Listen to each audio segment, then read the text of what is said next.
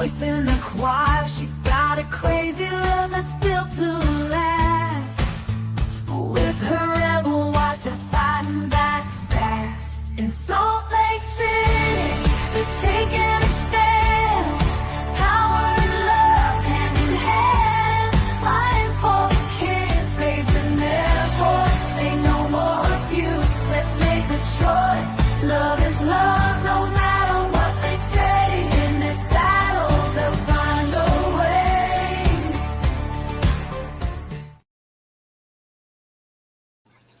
Hello, everybody. What is up? Welcome.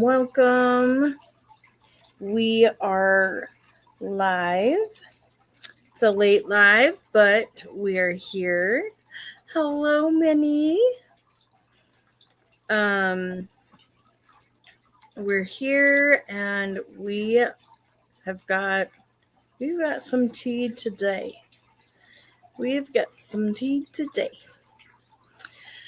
All right. So, we'll let a few people get in here, and then we've got some juicy juice. We've got some juicy juice stuff going on. So it's going to be interesting. A couple of things that I've talked about in the past and some connections to those things that I've talked about. More things are coming out. So I'm excited to come on and show you some more things. Show you some more tea. Some more corruption and deceit and lies, and it's going to be good. So, as you guys come in, say hello, and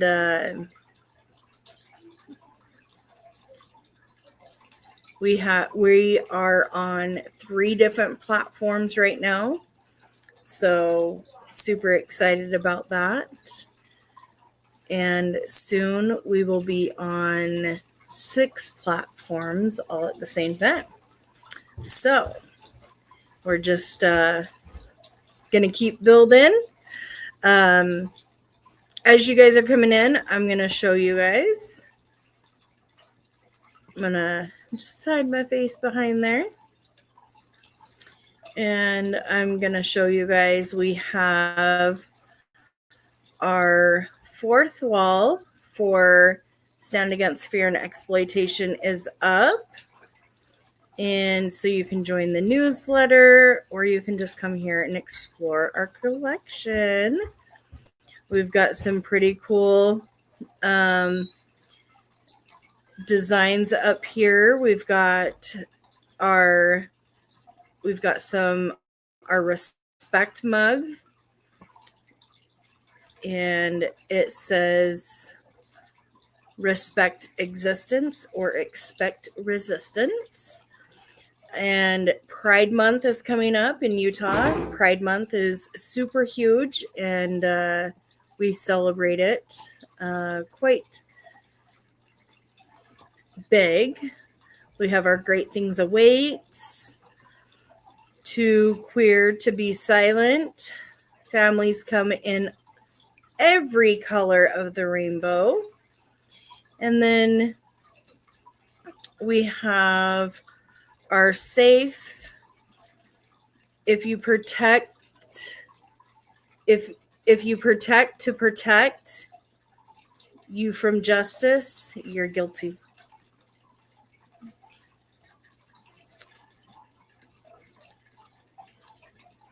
And then we break cycles, not spirits. If you need faith to protect you from justice, you're guilty. This is a cool bag. It says silence protects abusers. We don't.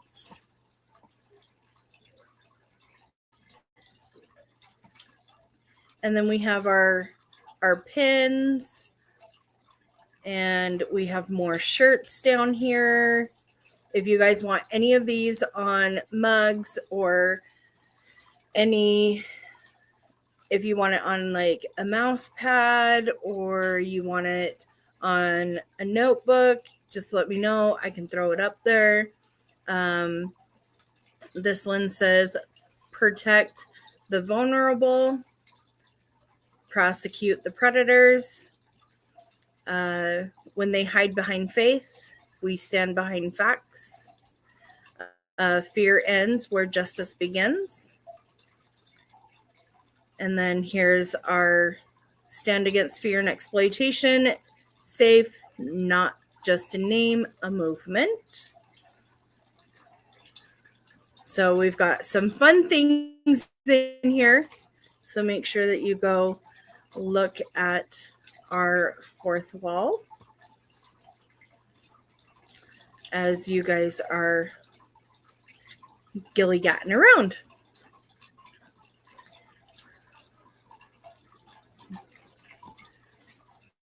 So let me post that link in here. All right. So you guys all know that I watch or keep close eye on this website called CopDB. This is something like Streets has in LA, but this is the Utah form of it. They put in all of the information of all the cops, the incidents. Here's the cops, what department they're in. This is the warden of the Department of Corrections. You can look by department, wherever their location is at. You can also search up if you're looking for a specific cop, or you can look at the most recent incidents that have been placed on here. Some of these, the incident, so like this incident has been marked preliminary. It does need more information, so they are searching for more information on that one, but it's just been marked on here preliminary.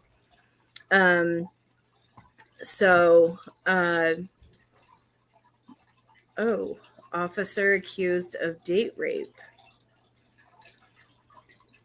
Interesting. That's interesting.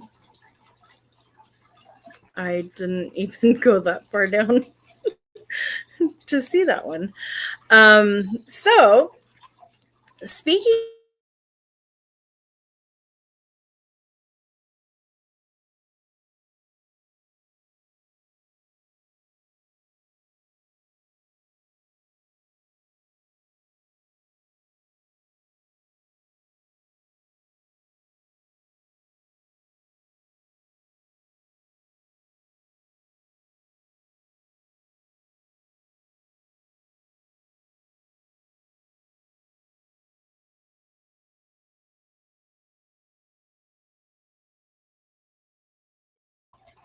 Okay, sorry. My internet flips from 10:10, and I should have known. Okay, so speaking of officers, we need to flip to an officer that we've kind of talked about before. I know I've talked to you guys about the Megan Mohan situation. She was the lady who was having a 5150, and they put their knee on their back. There was multiple cops. And you know what? Let's just share CopTB one more time. And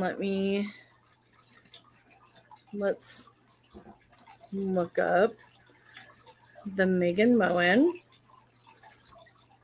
So this is the incident. And these were the officers. You got the Joshua Hoyle. We've talked about him before. Me and Henry Marini had an incident with Joshua Hoyle.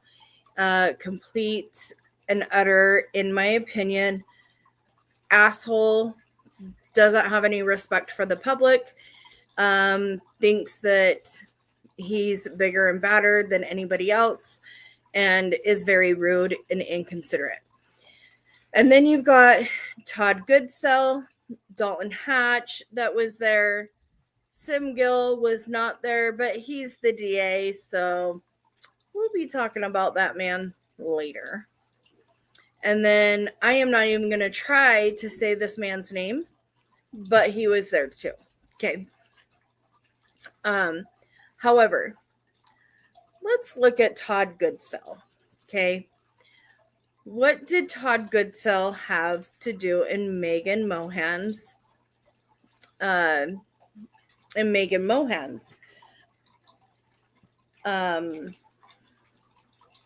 Let's see, where does his name come into play?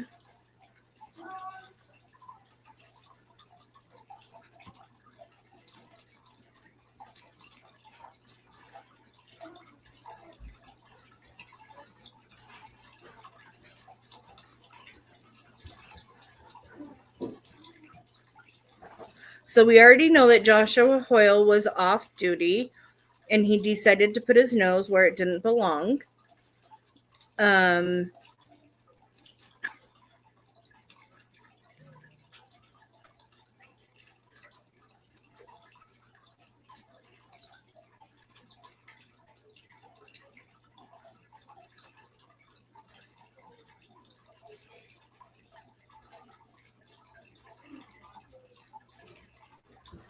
Let's see. So these are the documents. That is Mr. Goodsell. And this is his body cam. So this is his body cam footage. He did have a body cam footage. So let's do this.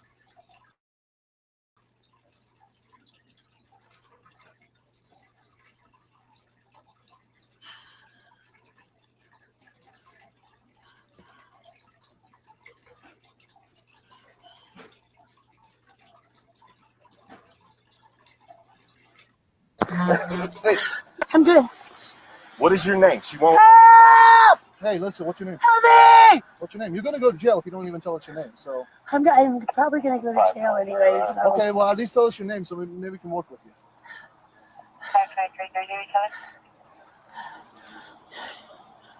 433, right?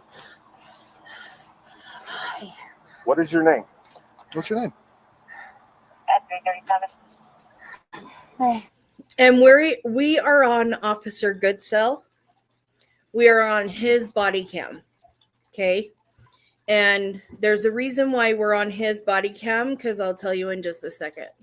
What do you use your cell phone to call the police? We are the police. Yeah, but I want to hear them confirm that. We are the police. These are the red and blues. Help! They're gonna kill me! Help me! Sit down. Help! Help! Sit down. Help! Help! Help me! Help me! Stay down. Please don't. Please don't. Stay down. Okay, I'll stay down. Okay, just tell us your name so we can get her over.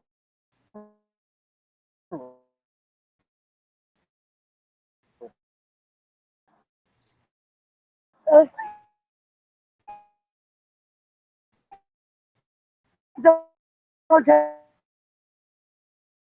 tell me. I don't want to die. Please, I have some stuff to do. You're not gonna die.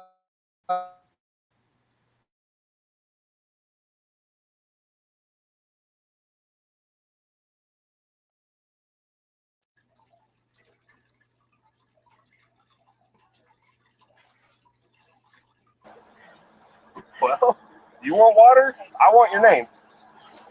Can you call some more police, please? No. I think And that was Officer Hoyle that said, "You want water? I want your name."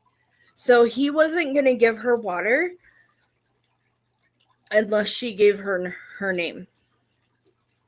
we need more police. Help! Please help me. I have to do good things still. I sound like all those stupid people on TV, don't I? Huh. Tell us your name. Sound pretty ridiculous. I'm fucked up. And that was Goodsell telling her that she sounded pretty ridiculous.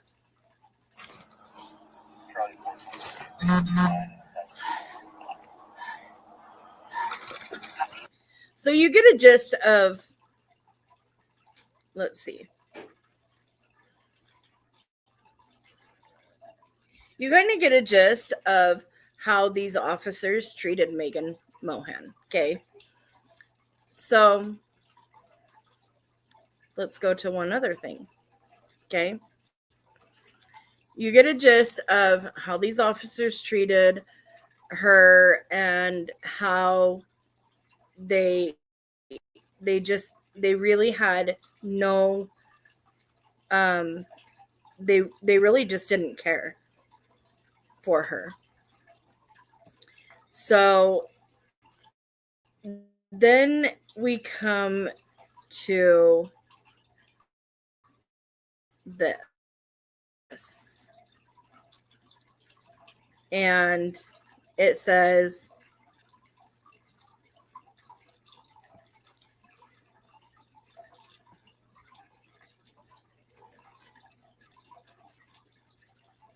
let's get this queued up. So then we come to this. Salt Lake police officer charged with stalking of an ex-girlfriend. Okay. And we're like, I wonder who this is. A Salt Lake City police officer was charged with stalking his ex-girlfriend after allegedly bombarding her with messages across multiple apps. Todd Douglas Goodsell. Bing. That's why we're bringing him up.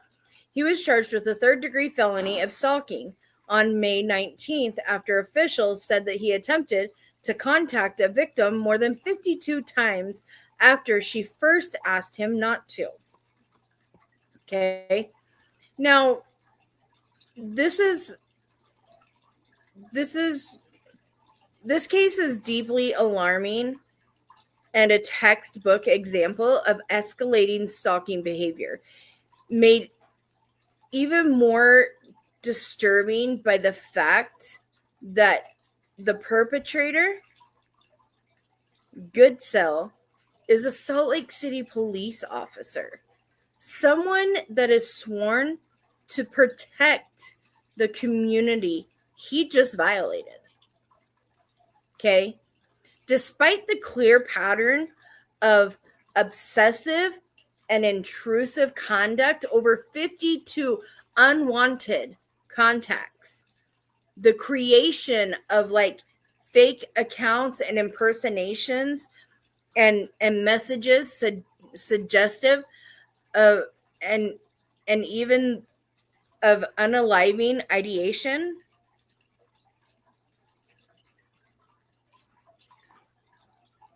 is crazy.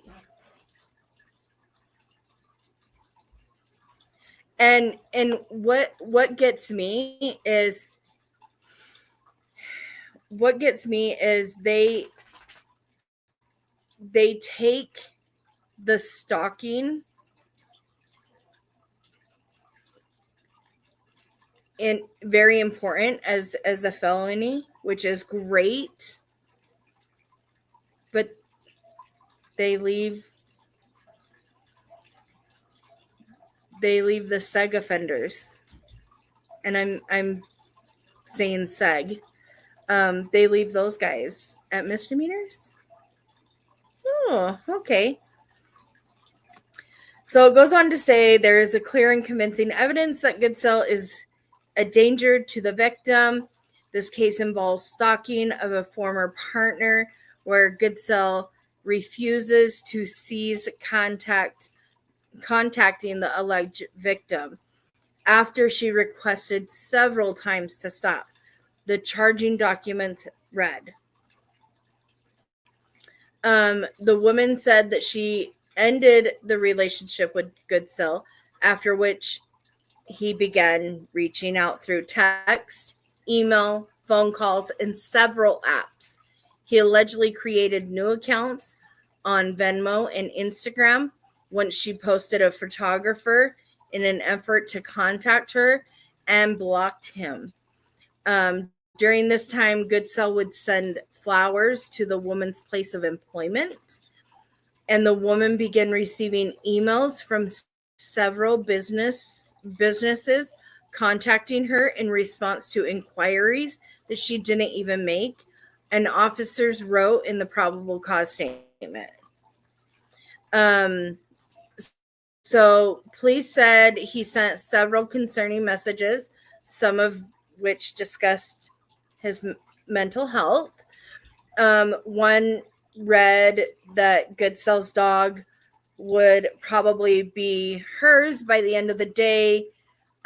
Please give her much love. She's already been a mess. I love you. Goodbye. Things like that. The woman said that she moved to a new address, got a new email, phone number, and asked her employer to apply a filter to block his communications to prevent him from reaching her. The victim told the police she was worried that the stalking would get worse and that her life would be more in danger and possibly gone. So while Goodsell was never physically abusive to her, officials said that stalking can increase the risk of intimate partner homicides by 3 times. So it's interesting because stalking increases by 300 times. Okay. Stalking increases the risk of intimate partner homicide by 300 times. She had to change her phone number, email, and address, even requested technical filters at her job to escape this man. And he is a public figure. Like,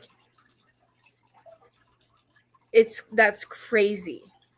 He manipulated third-party businesses to reach her, a known tactic in coercive control and digital abuse. That's what it was. In fact, Goodsell is a police officer. Further intensifies the danger because victims of stalking by law enforcement often face greater barriers like to protection due to their power imbalances, their fear of retaliation and the suspect's access to like sensitive database and tracking tools. It also sends like chilling messages to survivors that even if a cop isn't held accountable, who would protect us? But thank goodness he is being held accountable. Thank goodness he is. However, not in the way that I would want it. So officials requested that he be held without bail to keep both the victim and the suspect safe. However, according to jail records, he's not currently being held in the county jail where he works and resides, obviously because of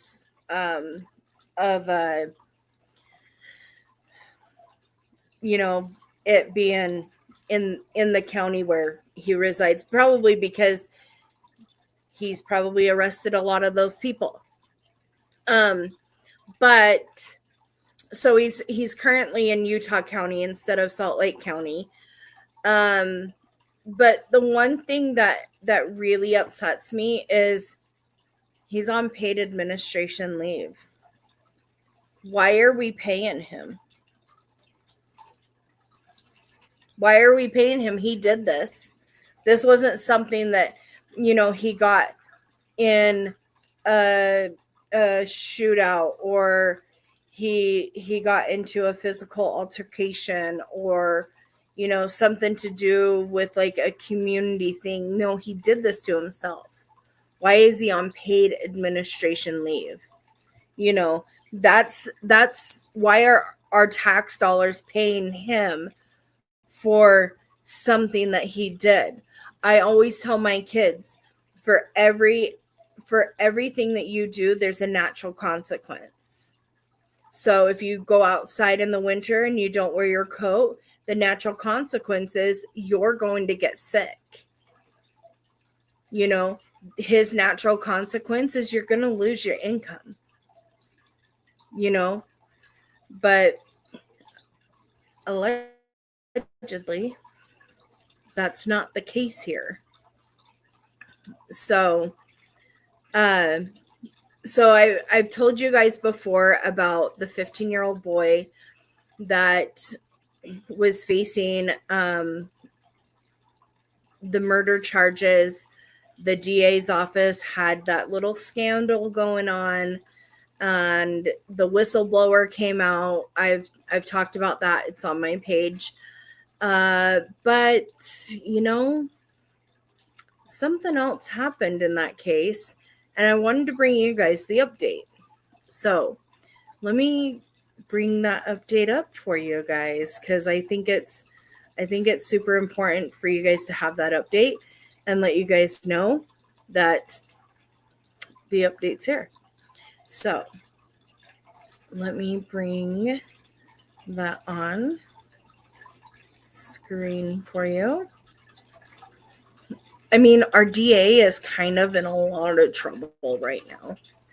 He's facing some harsh criticism, which it's about time, because everybody has been scared for 22 years, and he needs to be. So, for reasons set forth by the court, finds disqualification of the Salt Lake County District Attorney's Office is required to protect the integrity of this important and serious proceeding.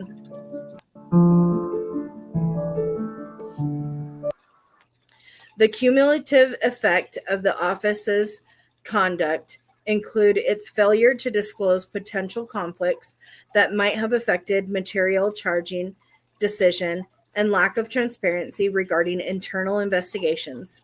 The failure to disclose important discovery and the resulting appearance of impropriety undermines public confidence in fairness of these proceedings.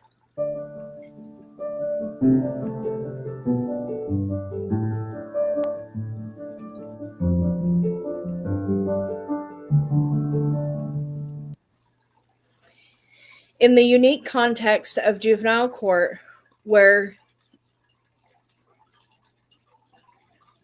equity, rehabilitation, and the child's best interests are central, the court's equitable powers provide a broader mandate to safeguard the integrity and perceived of impartiality of the process. First, there exists an appearance of impropriety that can only be remedied by disqualifying the district attorney's office from further involvement in this case. Over the following 6 months, the investigation proceeded through ongoing coordination between the district attorney's office and the West Valley City PD, or WVC-PD, that's West Valley City PD. Detective Jose Lil, I don't know, a veteran investigator with WVC-PD. and Deputy District Attorney Adriana Davis, a senior administrator with the District Attorney's Office who also prosecutes high-profile felony cases, were both actively involved in the investigation.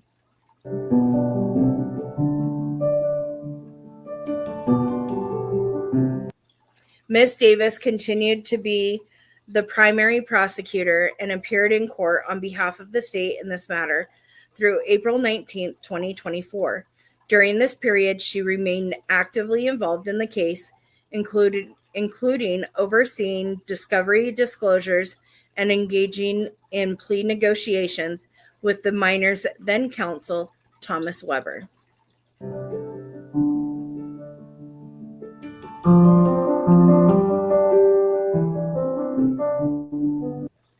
In early May of 2024, Deputy District Attorney Megan Mills, a colleague and personal friend of Ms. Davis, alerted senior administrators within the District Attorney's Office to a potential conflict of interest.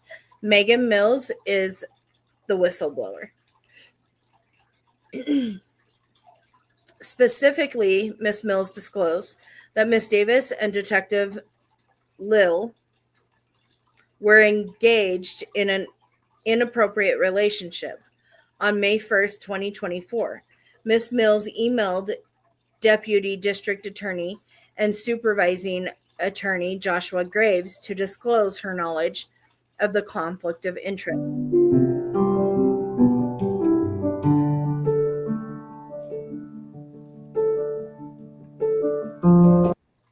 The relationship was memorialized in a series of text messages exchanged between Ms. Mills and Ms. Davis. The minor contends that the deteriorating nature of the relationship revealed in those messages served as a motivation for Ms. Davis to pursue prosecution out of loyalty to law enforcement and Detective Lil rather than in fulfillment of her duties as a prosecutor.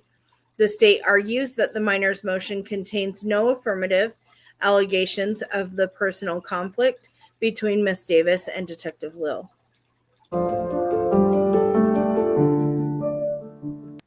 The court finds that the text communications are significant to establish the existence of an inappropriate relationship between Ms. Davis and Detective Lil.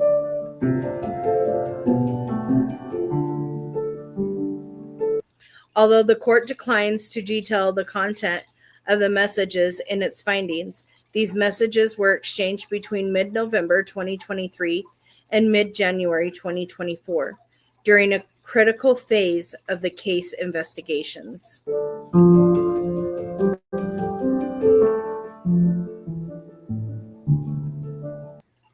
The court finds that the record does not contain significant evidence to support the minor's assertion that Ms. Davis' decision to prosecute was motivated by personal loyalty to law enforcement or Detective Lil. Nonetheless, the existence of the relationship gives rise to an appearance of impropriety, which meaningfully contributes to the court's decision here.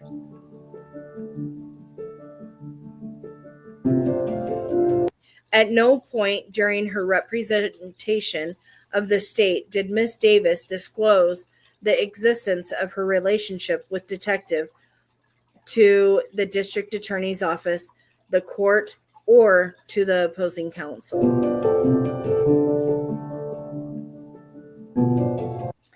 After Ms. Mills notified administrators, the District Attorney's Office conducted an internal investigation into the allegations concerning the inappropriate personal relationship.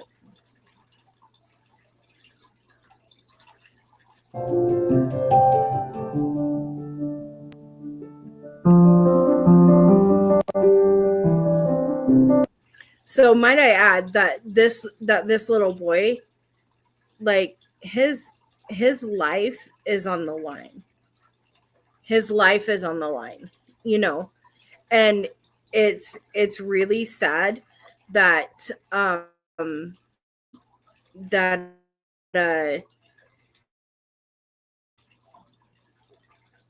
these guys are taking their relationship into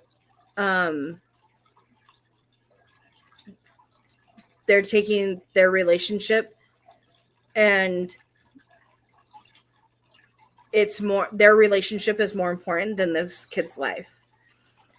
The district attorney's office contends that despite a thorough investigation, which included multiple administrative discussions, it ultimately concluded that it was unable to sustain Ms. Mills' allegations.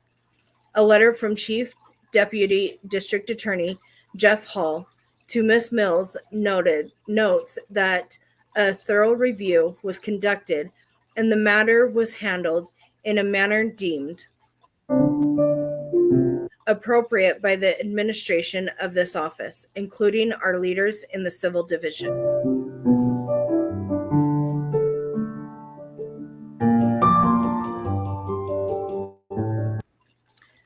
The scope, prosecutors, and methodology of the district attorney's internal investigation have not been disclosed. What is evident, however, is that the members of the office upper administration were involved in a review. Despite this, the district attorney's office has not formally disclosed any findings from the investigation beyond what has already been referenced. While the court acknowledges the office's asserted rationale for withholding this information, the lack of transparency is significant to the McClellan analysis that follows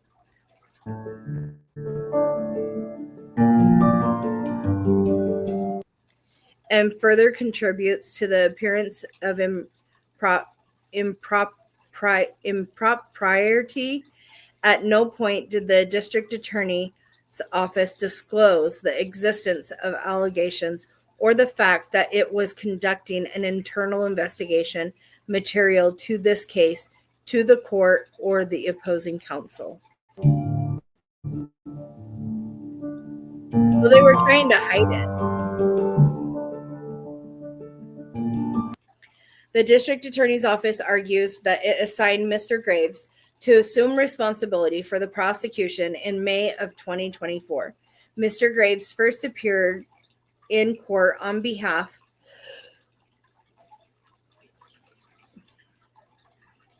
of the state on July 30th, 2024.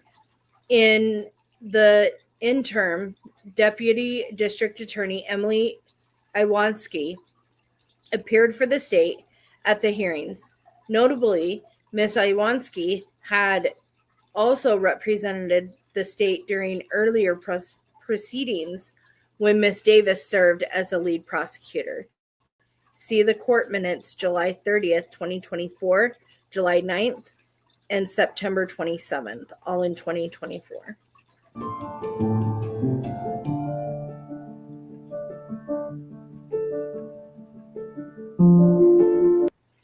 Ms. Mills continued to raise concerns internally, sending emails to Mr. Graves and the other senior administrators within the district attorney's office, including District Attorney Sim Gill himself, through at least December 2024. In September of 2024, she provided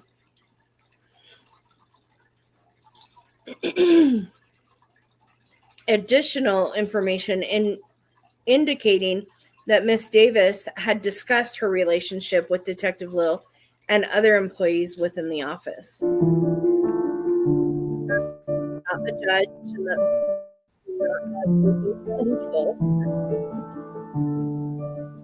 Despite these additional disclosures, the district attorney's office still did not inform the court or the opposing counsel, in spite of the fact that the investigation was material to charging decisions made in this case. Neither the court nor the opposing counsel were made aware of concerns, the reasons for reassigning Ms. Davis, or if its internal investigations into the matter.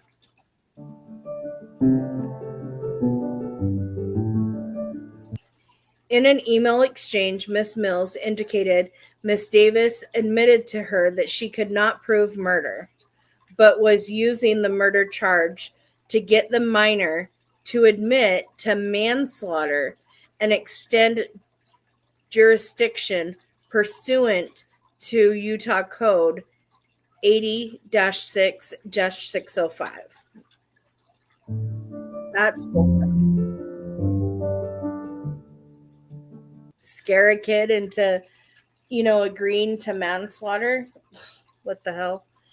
In another email exchange with Miss Mills, Mr. Graves acknowledged, I agree it should not have been filed as murder. He clarified, however, that he was not seeking to transfer the minor to district court and believed that the right outcome occurred with respect to the resolution of the case.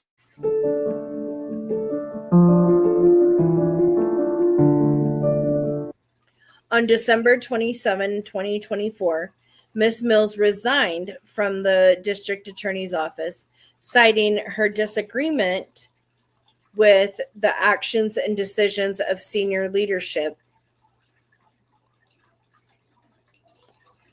In response to her concerns about the inappropriate personal relationship and how it might have affected the prosecution of this case.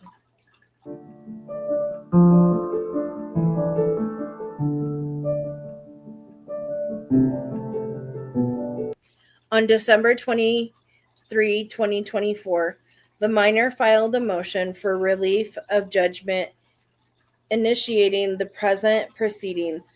Since that time, no additional events have occurred that bear directly on the court's determination. First, in a filing submitted on February 14, 2025, this minor raised a discovery issue asserting that the state failed to disclose critical evidence during the prior litigation of the case. In response, the district attorney's office acknowledged the oversight and conceded the minor's motion to set aside the adjudication.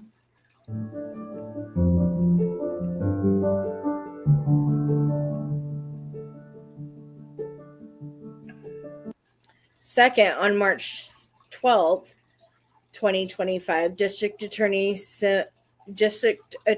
Gill sent an email to personnel within the district attorney's office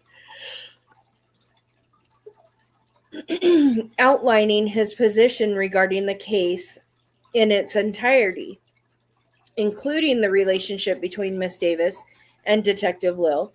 In a communication, District Attorney Gill stated, "We take our discovery obligations seriously, and we are deeply disappointed that attorneys, particularly former prosecutors from our office, chose to inject lurid and irrelevant accusations into court records and media narratives about the private lives of our employees." That pisses me off. Because you're still looking out for yourself. You're not looking out for the best interest of the community. You're not looking out for this child. The child was being attacked. He didn't purposefully murder this other kid. It was not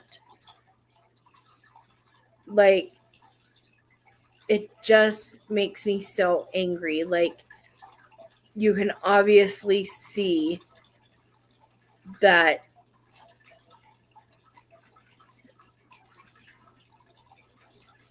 it just makes me so mad.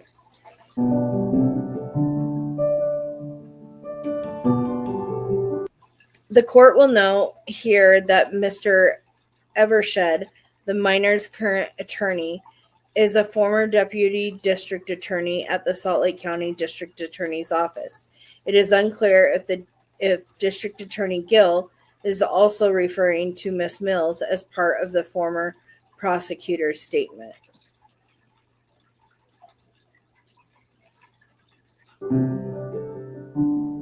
which he is. Well, he was just looking out for the best interests of the kid. That's all.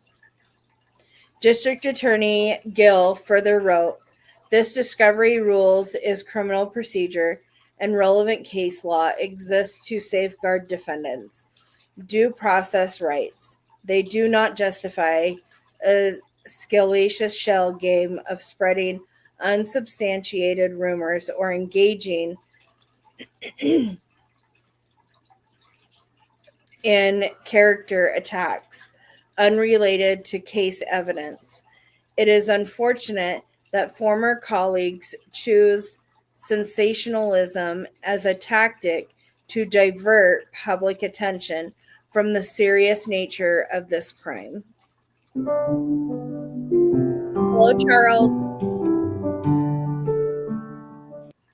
Finally, District Attorney Sim Gill concluded, we will continue to defend the actions of our attorneys and this office when attacked by unsupported allegations. And that is what he's there for. He will always back them up no matter what. And it's just like the police officers in the Megan Mohang situation. He knows that they killed her. He knows that she was 5150. He knows that Hoyle wasn't even supposed to be there. And he knows that they all put their knee on her back. And he knows damn well that they should have been charged. And they weren't. But he'll back them up. Because he will defend their actions. And he says it right here.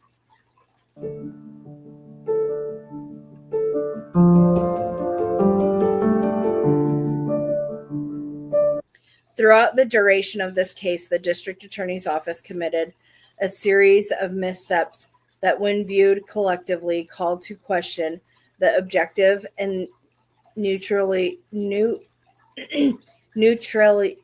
I can't even say that word either. Holy shiz. Neutrality required in judicial proceedings. A reoccurring lack of transparency has compounded these concerns, giving the equitable principles that guide juvenile court proceedings. Allowing the district attorney's office to remain on the case would compromise both procedural justice and the appearance of fairness.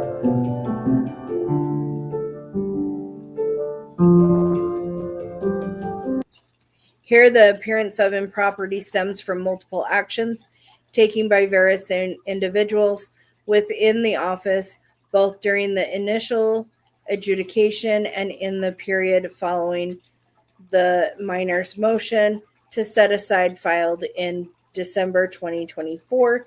These events taken together warrant the court's equitable intervention.